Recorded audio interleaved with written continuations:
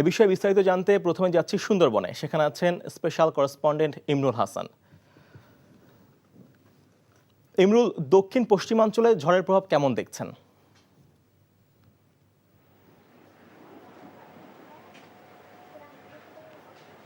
সাগর, এখানে থেমে থেমে বৃষ্টি হচ্ছে। 10 মিনিট আগেও মুষলধারে বৃষ্টি হচ্ছিল, প্রায় আধা ঘন্টা ব্যাপী বৃষ্টিটা হলো। তবে দমকা হাওয়া সে ভোর থেকেই হচ্ছে। উপকূলবর্তী সব জেলায় আমরা একই ধরনের পরিস্থিতি দেখতে পাচ্ছি। আমি এই মুহূর্তে একবারে সুন্দরবন লাগোয়া যে খুলনার উপজেলাটি রয়েছে, কয়রায় রয়েছে, আমার পিছনে হয়তো সুন্দরবনের ইয়েও দেখতে পাচ্ছেন। তো এখানে যদি মধ্যরাতে আঘাত হানে, সেক্ষেত্রে এখানকার স্থানীয়রা যে আশঙ্কা প্রকাশ করছেন ওই সময় আরও একটি জোয়ার আসবে এবং জোয়ারের সময় আসলে স্বাভাবিক ইয়ের তুলনায় পানির স্তরটা এমনিতেই একটু উপরের দিকে থাকে এবং সেক্ষেত্রে ঝড়ের সাথে যদি জলোচ্ছ্বাস আসে, সেক্ষেত্রে তারা ঘূর্ণিঝড়ের চেয়ে এই জলোচ্ছ্বাসকে বেশি ভয় পাচ্ছেন। কারণ এই জলোচ্ছ্বাসের কারণে তারা বিগত সময়ে বিভিন্ন যে ঘূর্ণিঝড় হয়েছে, আইলা, সিডর, সেখানেও তারা ক্ষতিগ্রস্ত হয়েছিলেন। আর এখন পর্যন্ত যে ঘূর্ণিঝড়ের যে গতি প্রকৃতি আমরা দেখতে পাচ্ছি বিভিন্ন স্যাটেলাইট ইমেজ থেকে, সেটি হচ্ছে পশ্চিমবঙ্গের গঙ্গাসাগর দ্বীপ থেকে শুরু করে পটুয়াখালী, খেপুপাড়া এই মধ্যবর্তী কোনো অঞ্চল দিয়ে এই ঘূর্ণিঝড় যে আঘাত হানবে।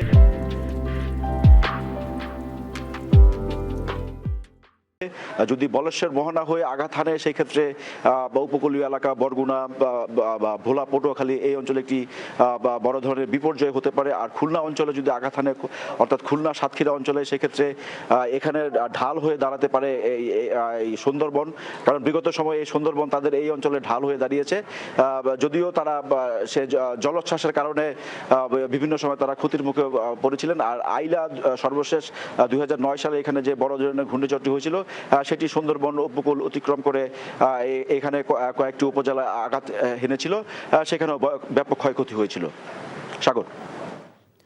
ইমরুল, আপনি হাতে থাকবেন। এখন যাচ্ছি পটুয়াখালীতে। সেখানে আছেন আমাদের স্টাফ করেসপন্ডেন্ট কাজল বরণ দাস। কাজল, ঘূর্ণিঝড়ের প্রভাব সম্পর্কে আমাদের জানাবেন, একই সাথে আপনাদের এলাকার দুর্যোগ প্রস্তুতি সম্পর্কে আমাদেরকে জানাবেন। সাগর, আমি আসলে এই মুহূর্তে কুয়াকাটার একেবারে ব্লক পয়েন্টে আছি, যেখানে সাগরের দিন এবং নদীর মোহনা, এবং এখানে সাগরের ঢেউ দেখে বোঝা যাচ্ছে যে এত এত জোরে এত এত সুউচ্চ ঢেউ বইছে, যেটি কুয়াকাটার মানুষ আর কখনো দেখেনি। এই ঝড়ের যে লক্ষণ সেটি কিন্তু বিরাজমান, এবং এখানে প্রচুর বাতাস এবং বৃষ্টি হচ্ছে, বৃষ্টি থেমে থেমে হচ্ছে। একটু আগেও বৃষ্টি হয়ে গেছে।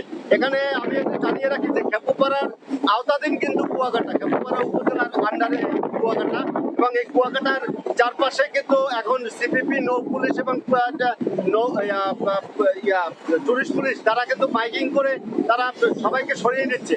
এবং আমরা যেটা জানিছি যে সকালে যে আঘাত আনার কথা ছিল সেটির বোধহয় লক্ষণ দেখা গেছে, কারণ এত বড় সাগরের ঢেউ আঘাত আনছে পিছে, যেটি কিনা এখন পূর্ব লক্ষণ দেখছি আমরা এই ঘূর্ণিঝড়ের আঘাত আনার। ইতিমধ্যেই আমরা জেনেছি যে উপকূলীয় যে উপজেলাগুলো আছে, সেই উপজেলার যে বেড়িবাঁধবিহীন এবং নিম্নাঞ্চলের মানুষদের সরিয়ে নেওয়া হয়েছে এবং মাইকিং করা হচ্ছে। এখন এখানে সাগর পাড়ের যে বসতি যারা আছে, বেড়িবাঁধের বাইরে যারা ছিলেন, তাদেরকে ইতিমধ্যে সরিয়ে নেওয়া হয়েছে। আমরা দেখেছি যে ইতিমধ্যেই অনেক দোকানপাট ভেঙে গেছে এই সাগরের ঢেউতে, এবং 0 পয়েন্টের অনেক জায়গায় ভেঙে গেছে সাগরের ঢেউয়ে। এই ছিল আমার কাছে সর্বশেষ। সাগর, জানছিলাম ঘূর্ণিঝড়ের খবর।